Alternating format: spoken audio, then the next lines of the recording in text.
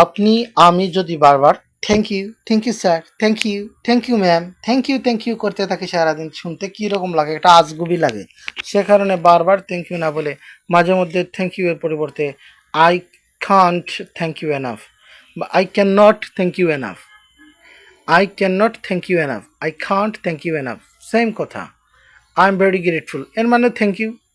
I am very grateful, I am very grateful বা I am very grateful এর মানে আমি থ্যাংক ইউ, মানে আপনি আপনার কাছে কৃতজ্ঞ এর মানে থ্যাংক ইউ।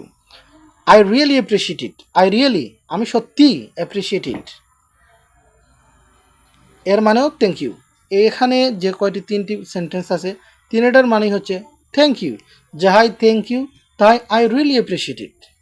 বারবার থ্যাংক ইউ শুনতে বা যে একটা ওয়ার্ড বারবার শুনতে ব্যবহার করতে যেটা বেশি ব্যবহৃত হয় সেটি বারবার ব্যবহার করলে খারাপ লাগে। সেটাকে আমরা না পচিয়ে সেই ওয়ার্ডটাকে আমরা নষ্ট না করে আমরা ডিফারেন্ট ওয়ার্ড ডিফারেন্ট সেন্টেন্স ব্যবহার করার চেষ্টা করি।